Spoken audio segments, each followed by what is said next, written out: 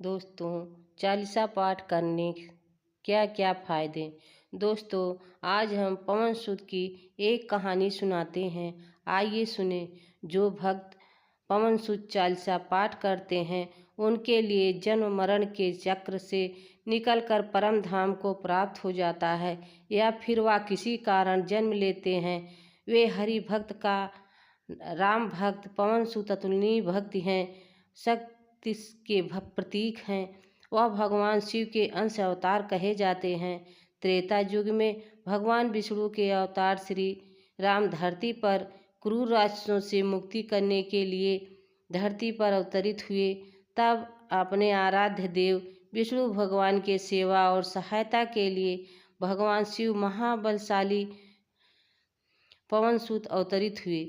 राम भक्त संत गोस्वामी तुलसीदास जी द्वारा रचित चालीसा पाठ पवन सुत की स्तुति, उनके गुणों और कार्यों का चौपाइयों में वर्णन है। संपूर्ण जगत में भक्त पवन सुत का स्मरण करने के लिए पवन चालीसा का पाठ श्रद्धापूर्वक करते हैं। चालीसा पाठ करने से एक दो नहीं बल्कि असंख्य लाभ भक्तों को होते हैं। चालीसा पाठ कब और कैसे किया जाता है। चालीसा पाठ करने से के लिए मंगल और शनिवार को शुभ दिवस माना जाता है, लेकिन रोजाना भी चालीसा पाठ करना अति उत्तम है।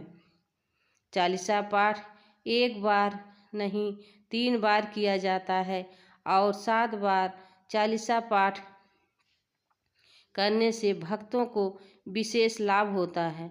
चालीसा पाठ में कहा जाता है 100 बार चालीसा पाठ करने से भक्त को परम आनंद प्राप्त होता है।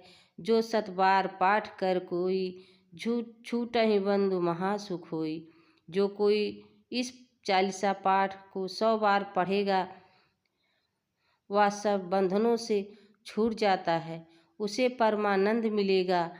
आत्मा और परमात्मा की प्राप्ति। जो भक्त चालीसा पाठ करते हैं उनके लिए जन्म मरण के चक्र से निकलकर परम धाम को प्राप्त और सजग हो जाता है, या फिर किसी कारण जन्म लेते हैं वे हरि भक्त की होते हैं। चालीसा पाठ में एक पंक्ति है, अंतकाल रघुबरपुर जाई, जहाँ जन्म हरि भक्त कहाई। शारीरिक बल, सद्बुद्धि और ज्ञान की प्राप्ति महाबलशाली पवन सुत को स्तुति चालीसा पाठ करने से भक्तों को शारीरिक बल, सद्बुद्धि और ज्ञान प्राप्त होता है। जो भक्त शारीरिक बल, सद्बुद्धि और ज्ञान प्राप्त करते हैं शारीरिक बल से संबंधित क्षेत्र में उन्नति करता है चाहते हैं, वे महाबली पवन सुत को भी अपना आराध्य मानते हैं। पवन सुत जी के भक्त निर्णय होते हैं और अपने भक्तों का सब संकट हल लेते हैं। जो भक्त चालीसा पाठ करते हैं उसका मानना है कि पाठ से उनमें आत्मविश्वास बढ़ा है। शनिदेव की कुदृष्टि से मुक्त। एक बार पवन सुत जी ने शनिदेव की रक्षा की थी। पवन सुत जी के भक्तों पर शनिदेव की कुदृष्टि ज़्यादा दुष्परिणाम नहीं होते। यहाँ तक कि शनि के वक्र दृष्टि से भी भक्तों को ज़्यादा हानि नहीं होती। मानसिक शांति। चालीसा पाठ करने से निश्चित ही भक्त मानसिक तनाव से मुक्ति प्रदान करता है और शांति प्राप्त करता है। रोग पीड़ा से मुक्ति। चालीसा में एक पंक्ति है, 900 रोग हरे सब पीरा, जपत निरंतर बीरा। भक्त मानते हैं कि चालीसा पाठ श्रद्धा पूर्वक पाठ करने से पवन सुत जी ने दिव्य गुण भक्तों के रोग पीड़ा का नाश कर देते हैं। परंतु भक्त में श्रद्धा भाव की आवश्यकता होती है। समस्त सुखों की प्राप्ति। पवन सुत जी की कृपा से भक्तों को सब सुख प्राप्त हो जाता है। जो चालीसा पाठ करते हैं उन्हें अन्य देवता की आवश्यकता नहीं। दुख, संकट, पीड़ा से छुटकारा। जिन भक्तों पर पवन सुत जी की कृपा दृष्टि होती है उनके जीवन के दुख पीड़ा कष्ट मिट जाते हैं और भय और बुरे विचारों से मुक्ति।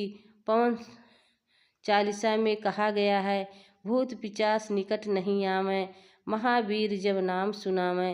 पवन सुत जी के भक्त भय और बुरे विचारों के बंधन से मुक्त प्राप्त करते हैं। पवन सुत बहुत सारे नेक काम किए थे। दोस्तों, यह कहानी आपको कैसी लगी कृपया कमेंट में ज़रूर बताएं और वीडियो पसंद आई हो तो लाइक सब्सक्राइब ज़रूर करें। धन्यवाद।